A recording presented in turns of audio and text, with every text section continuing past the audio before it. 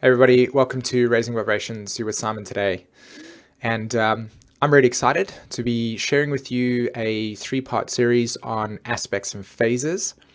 Somebody in the comments just recently had suggested or asked when I was maybe going to complete this the series I started just over 2 years ago.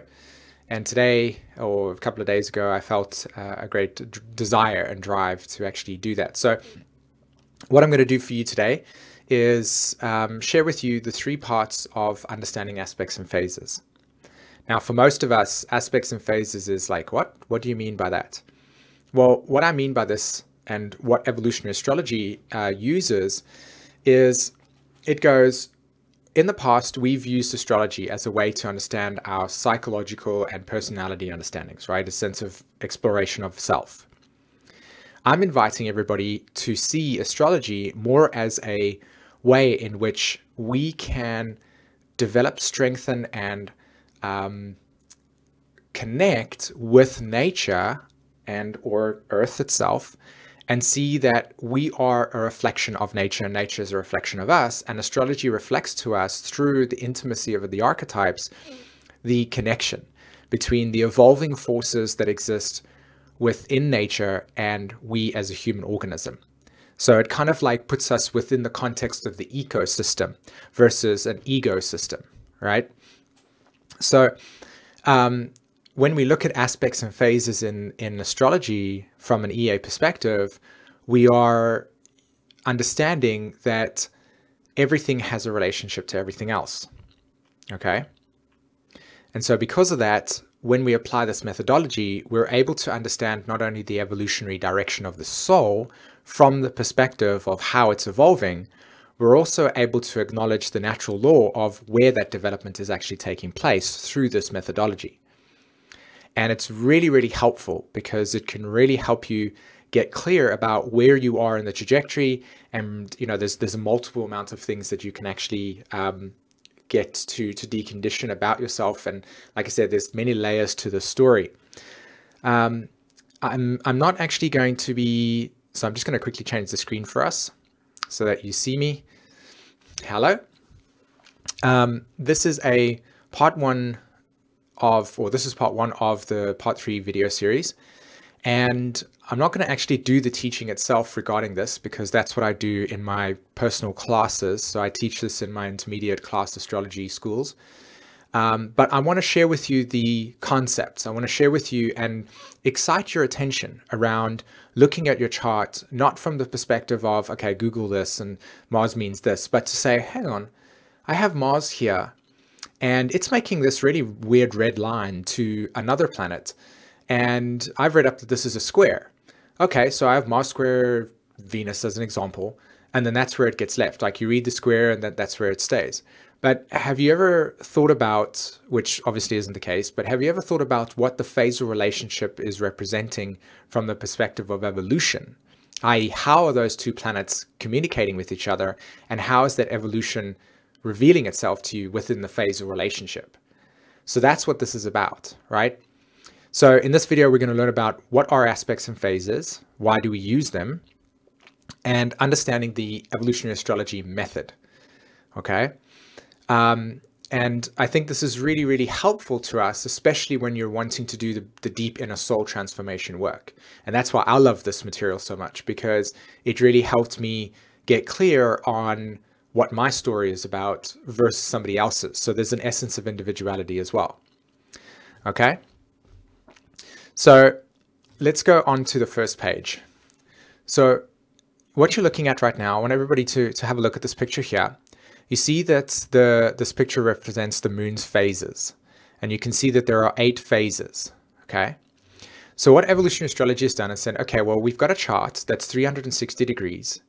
And if we break this chart up into 4, what we'll have is the 4 quadrants. So we have an ascendant, we have an IC, and we have a DC and an MC, right? And within the context of those 4 squares, evolutionary astrology has broken it down into 2 more, or 4 more, should I say, and said, hold on, there's 8 quadrants. Now, I don't want to confuse anybody and go, these are houses, or this is, I just simply want you to see a circle that is broken up into 8 quadrants. So a line down the middle, and another line diagonal like that, another line diagonal like that, so that you've got this circle. I can actually draw it for you if, no, the program doesn't allow me to do it. So if you see my cursor, draw a line down the middle, draw a line across, and that's the 4 squares. Take another line and draw it across there, and take another line and draw it across there, and you have 8 phases. Now that framework gets superimposed onto the chart. And what we do is we allow the same concept of how the moon has its phasal relationship to the sun. Well, we apply that same phasal relationship concept to each planet, or each planet relationship. So say, for instance, Mars and Venus are in a square. Then we would look at the phasal relationship that that square is existing in. And in this particular instance, if it's 90 degrees as an example, it will be a first quarter square. You see it? So there would be the original point. And again, guys, I realize that this is confusing. I realize that you're just being introduced to this. So please, as soon as your mind starts to go, I don't understand what's going on, just allow yourself to absorb this. Just watch this video series, because I'm going to kind of, put it into a layering pattern so that it makes all sense. But for right now, what I want everybody to just be with at the moment is me sharing with you that there are these phases, okay, that evolutionary astrology has adopted from the moon, i.e. the moon's phases and its relationship to the sun. So we have a new moon and we have a full moon. So the same concept applies here. When you have 2 planets, Mars and Venus, they are also in a phasal relationship with each other. And there are 8 main phases, okay? And these 8 main phases allow us to understand what type of evolutionary dialogue is occurring, okay? So what we do is we look at this thing called the revolving doors. And Jeffrey Wolf Green explained this really, really well. He said the revolving doors reflects the development stage that is maturing each and every single moment. So imagine that this revolving door is turning this way. So you can see my mouse cursor, it's going anti-clockwise. You see how it's turning this way? Okay, well, let's do it this way instead. Let's not confuse everybody. Can you see how these people are pushing this way and that person's pushing that way? Imagine, well, not imagine, but this is how it's happening. But imagine that energy that person is pushing there, that is creating an evolutionary trajectory that's moving like this. That energy is also moving that energy that way. And that's how this revolving door works. So what we're applying here is that every planet that has a relationship to another planet. So let's just take Mars and Venus. Okay, and I highly encourage you to go look at Mars and Venus in your chart. Just to let everybody know, in the intermediate class, I don't teach this in the foundation class astrology. I only teach it in the intermediate, because this is one of the most, like, from my perspective, really intense teachings, because it might be easy to some, but it's a bit difficult for others. It's because it's really, really, we've already got to get connected with this process. So the revolving door reflects to us energy moving this way, so clockwise down there from the 3 o'clock until the 6 o'clock. And that energy is also pushing the energy from the, say, for instance, 6 o'clock position all the way to the 9 o'clock. And it goes around like that.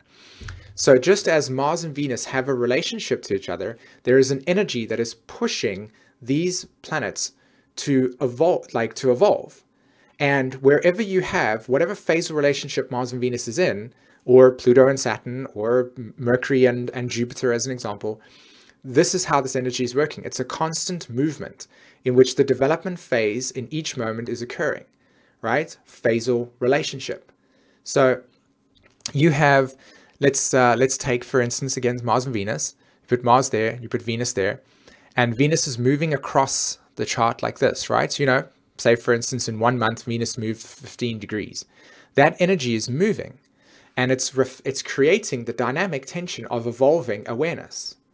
Okay, so that's what aspects and phases are. It's identifying a phasal relationship between 2 planets. It's identifying that there are energies that are moving and pushing, and it's constantly in a state of development. Each planet within another planet is constantly in a state of development, and that is how evolution works from the context of astrology, or should I say, planetary heavenly bodies. Okay, so let's move over to the next one. Why do we use them? Because everything is alive, everything is interconnected, okay? Everything is alive and everything is interconnected. The phasor relationship simply reflects the ongoing evolutionary cycle of the soul. Can you see this picture here? Right in the center, right? The energy, it's the Fibonacci sequence. It's like this, and then it expands open like that. So that's what phasor relationships are, is that when two planets are talking to each other, where are they in their development of awakening? You see it? Just as your life, just as you, as a human being, came into this world with this growth cycle that you're occurring. At the age of 14, you went through your Saturn opposition. At the age of 21, you went through your first Uranus square and your third Saturn square. These are development stages within the cycle of your life. And phasor relationships just simply adds the context of what is the development of that, right? So everything is alive and everything is interconnected, meaning that Pluto sits at your chart and it's making a phasor relationship to Saturn. So when you learn evolutionary astrology and you understand that Pluto correlates to choices and desires, and you see that Saturn correlates to structure, the phasor relationship between the two will tell you specifically how those structures and desires are actually being manifested and materialized for you.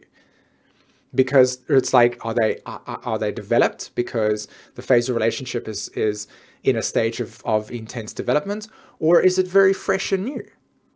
My question to you is, how do you relate to yourself relative to what is happening for you individually? And that's what makes it so individual, is that if you take two people with Saturn, say for instance, one person's got Saturn opposed Pluto and the other one's got, say, Saturn conjunct Pluto, they're going to have two different belief structures around the nature of how Saturn and Pluto is operating, because one is in a development phase of discovery and the other one's in a development stage of I'm integrating. So their truths are going to be very different. Can you see the complexity of human interaction now when we have these cycles in different phases within our lives? So everything is alive, all of these planetary bodies, everything is moving through us. And the phasor relationship just simply acknowledges that process. And it allows us to then say, hey, this chart is alive because I'm alive. Okay. So understanding the EA method. This picture over here is really going to be helpful, because once you listen to this and you go back to the beginning again, because I highly encourage you to watch this a couple of times to really get it, and to write in the comments below. When you're looking at phasor relationships, evolutionary astrology says this: the sun is a fixed point within the context of our solar system. Okay, so what we have is the sun is a focus point. It doesn't move. It's the center point. In relationship to the sun, Mercury, Venus, not Earth in this particular instance, but Mars, Jupiter, Saturn, Uranus, Neptune, and Pluto are all making orbits around the sun. So what evolutionary astrology does is says, okay, in order for us to understand the phasor relationship, we must have a focus point. In other words, where is the point of origin? And what is then in relationship to that point of origin? So the way that we understand this concept is we say, okay, if I want to understand the phasor relationship between Saturn and Jupiter, my first question is, which planet is the slowest moving planet around the sun? Can anybody answer that question? Saturn. Because Saturn is the slowest moving planet around the sun, in relationship to Jupiter, we will say that Saturn is the focus point, meaning that in this diagram over here, Saturn sits right over there and doesn't move. Okay? It doesn't move. It's focused. It's the focus point. Then what we do is we say, okay, Jupiter is now moving in relationship to Saturn. In other words, the way that we understand a phasor relationship is we need a focus point and then the planet that's interacting with that focus point. So in this example, we used Saturn and Jupiter. Saturn sits at this point and doesn't move. Jupiter now is in relationship to it. So to make it connect over here, look at this point here where my cursor is. That's Saturn. Let's say that is 0 degrees Scorpio. That's focus point. Saturn is 0 degrees Scorpio on your chart, and Jupiter is moving across like that, and Jupiter is at, say, 6 degrees Scorpio. That means that Jupiter has moved 6 degrees in relationship to Saturn, and what we have is the developmental phase between these two planets. Now, can anybody intuitively say to me or share with me, would you say that the development phase between Saturn and Jupiter is new or old, right? And the phasal relationship is Saturn's at 0, Jupiter's at 6, right? The answer is it's new, because between these two planets, there has only been a 6-degree separation. That's why when you go and look at your astrology chart, you'll actually see that there, if you look at the right at the bottom in astro.com, you've got this little grid, and you'll see that planets are forming aspects to each other, and you'll see there's either an S or an A. And that reflects applying or separating. So the method is that we need a focus point. We look at the zodiac and we say, okay, what is the fastest moving planet in relationship to the slowest one? So if I want to understand Uranus's relationship to Mars, then I'll say, well, Uranus moves slow around the sun. Mars moves faster, so therefore Uranus is my focus point. Mars is my moving planet, and so therefore whatever the distance between the two is calculated, that becomes the phasal relationship. So let's take another example quickly, or let's use the same one here. There's Saturn there. There's Jupiter there. Can you see that phasal relationship is not much? Let's go back to the original picture. There's the new moon, right? That's where Saturn sits. And if you take that picture and we draw a line all the way to around about there, we can see that's where Jupiter was, right? Therefore, it's a crescent phase relationship.